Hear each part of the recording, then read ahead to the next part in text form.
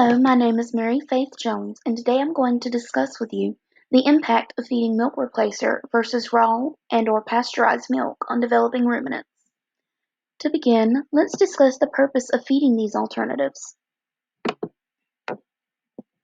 The debate of milk replacement versus natural milk is a hot topic in the animal agriculture industry. But just how did this even become an issue? Any livestock producer, no matter the animal, will inevitably have a dam that rejects its offspring. This means that the producer has two options: let the animal die, or intervene and bottle feed it, that is, if they can't find another dam that will feed the juvenile for them. For dairy farmers, this is a yearly experience that comes as a consequence of the job. Calves drink milk, and in the dairy industry, this is a conflict of interest. You can't harvest milk if the calf is drinking it all.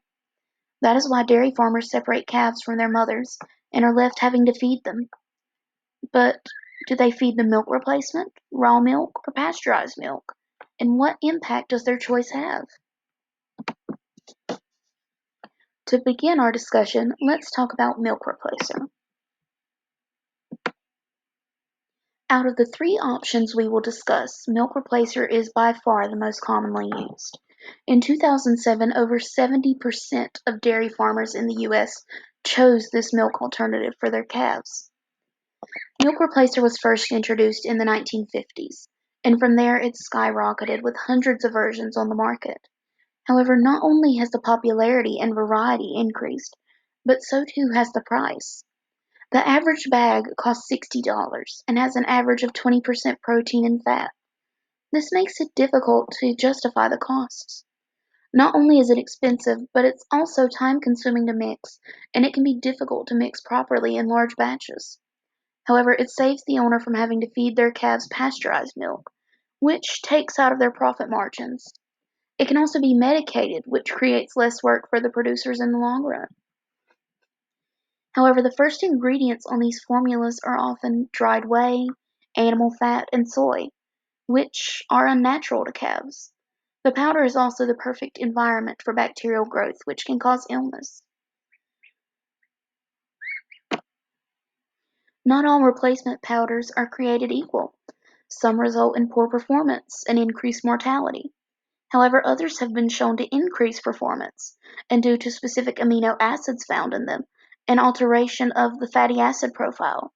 This can lead to an increased growth rate and development. These calves are also shown to have a greater VFA concentration than calves fed natural milk. However, no significant difference has been found in the rumen microbiome of calves fed milk versus replacer. However, it really depends on the quality of the replacement.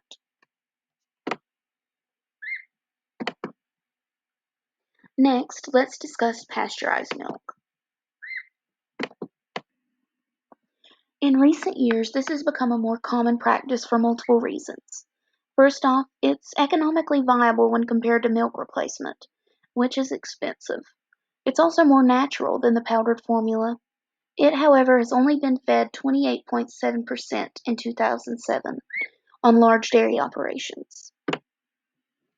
Unlike the powdered formula, pasteurized milk is refrigerated, which decreases bacterial growth. It also undergoes pasteurization, which kills many strains of bacteria, but not all of them. It also causes less mortality than cow's waste milk, which does not undergo any kind of treatment for bacteria. However, due to the pasteurization process, some of the enzymes and fatty acids in the milk can be denatured, which renders them useless. Like the milk powder, it doesn't have a significant impact on the rumen microbiome, but it doesn't have the same type of amino acids and supplemented as the milk replacement. This means that it can have a lower performance rate than a high-quality milk powder. Also, the milk replacement's fat and protein levels are constant, while pasteurized milk can fluctuate depending on the cow. Even though they're commonly higher in these nutrients than the formula, this fluctuation can cause digestive upset in sensitive calves. However, if producers keep the nutrient levels stable enough, then the calves on a pasteurized diet have been shown to gain a 1 pound per day more than calves on replacement milk. As mentioned previously, this milk requires refrigeration, unlike the powdered formula, which is dry and comes in a bag. But because of this refrigeration, it means that the producer will have to have several large refrigeration units. This is another cost to the producer in the forms of equipment and electricity. Next, let's discuss raw milk and/or waste milk. This milk substitute is the most controversial of all the substitutes in animal agriculture.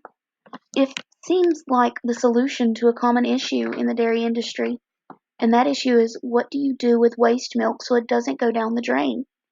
This milk comes from a number of sources, such as mastitic milk, antibiotic contaminated milk, transitional milk, rejected milk, bulk tank issues, and supply exceeding demand, just to name a few.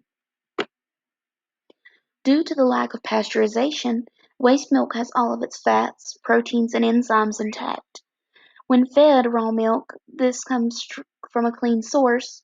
Calves are shown to grow at an increased rate and have a greater diversity in the rumen microbiome.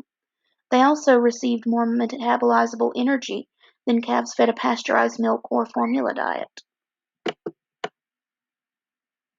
The utilization of this milk is controversial for a reason. While technically speaking it's the most economical of the three options and reduces environmental concerns, it has its risks. This milk was rejected for a reason. It is non-consumable by humans because of contaminants or overabundance. Mastitic milk and/or raw milk contains many pathogens or infectious material that could be passed on to the calves, and their weak immune systems may not be able to combat it. These bacteria, such as E. coli and Salmonella, can also cause shedding of pathogens, and this can infect healthy calves and cows. It can be deadly as well. Milk contaminated with antibiotics has been shown to increase antibiotic resistance in calves, which could lead to future deadly infections. If levels of pathogens are too high, then they could also decrease the future microbial population. This milk also requires refrigeration, like the pasteurized milk. However, it has a significantly shorter lifespan than pasteurized because of the fact that it simply hasn't been pasteurized. It hasn't had these bacteria killed. These bacteria can thrive in this nutrient-rich environment and spoil the milk quicker than it can with pasteurized. And this causes yet again another cost to production. In conclusion, each of these options are viable, and which one a producer chooses is completely up to them, and they can choose it based on a number of reasons. Whether one is more economically viable, one is more readily available, or if they simply prefer one over the other for outside reasons.